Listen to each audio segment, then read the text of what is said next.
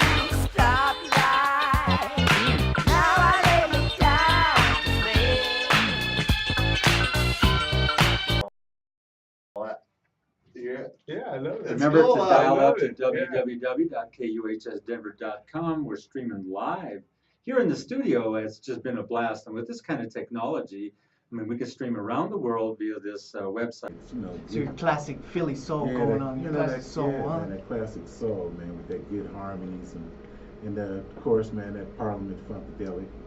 You had to get that deep-rooted funk inside, you know. So yeah, we just been doing it like that, man. So I've been trying to get my stuff out there, so now I'm at a point to where I can get my music out there to the world. So that's where I'm. Randy Jaramillo and Mr. Rick Delgado from Jamaica is in the studio.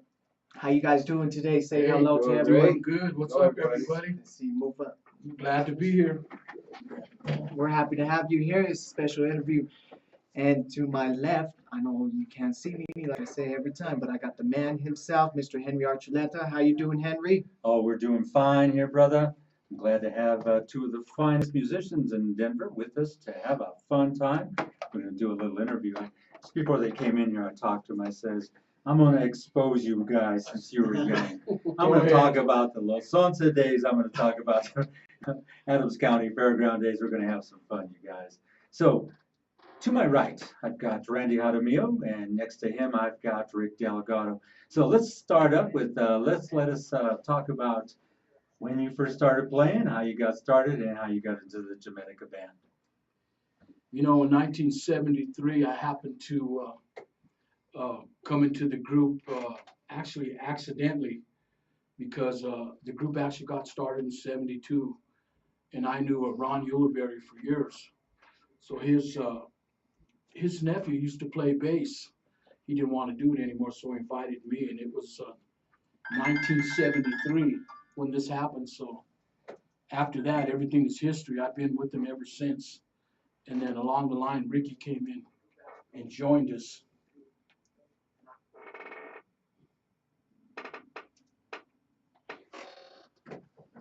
Yep, it was a fun time. 1973. There was just a little bit of little technical difficulties. an executive producer just pointing out that he can't quite hear you over the stream. So we just made Randy kind of close up on that microphone. Just get right up on that microphone and just. Yeah, I will. And you may want to repeat what you just said because the executive producer just smiling at me. We did have a commercial break for our stream too, so that's going to be okay. So don't. When you see a commercial break, it'll come right back. So just hang in there.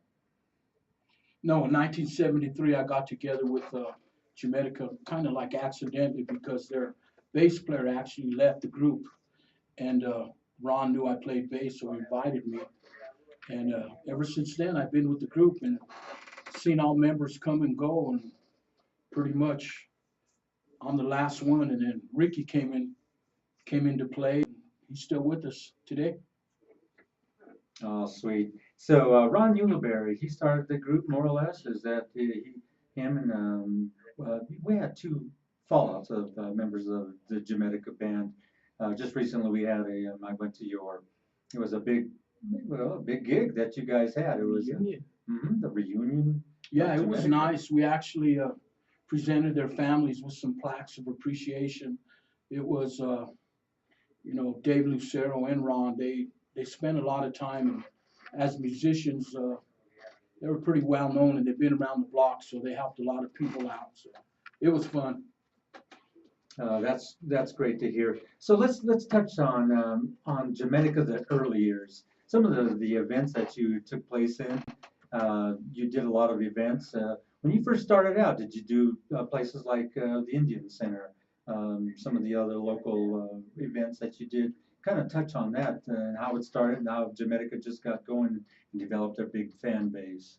Actually, we did start at the Indian Center, a lot of other places, a lot of small clubs, VFW halls, things like that. And it just grew as as we became popular, more doors opened up to us, and, eventually we met you. And things took off. So you have a lot to do with us of being where we're at. We appreciate it very much. Well, there was a lot of things that we got to do together. One thing when I, wanted to call up Jamaica, let's go do a jam. I always knew that it was going to be one hell of a good gig. There'd be lots of females showing up, oh yeah, I always knew you guys drew all the chicks, because of the music they used to play. It was a lot of cover material, but it was always the latest and the greatest. So one of the things that we want to know about, let's talk about the Adams County Fairgrounds. Those are some awfully huge events.